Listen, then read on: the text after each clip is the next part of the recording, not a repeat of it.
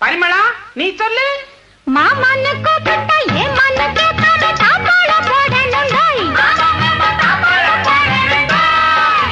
மானன்னு தேனின்னு மல்லிகை பூ வச்சு மாரோட சாய்க்கணுண்டாய்.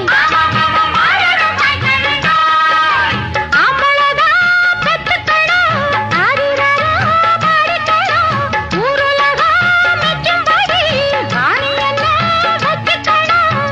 எல்லாம் சரி பரிமளா, முக்கியமான ஒண்ணு விட்டுட்டியே. எது? ஒரு வெப்பட்டி கிப்பட்டி வைக்காம பார்த்துக்கணும். நான் பிடிக்க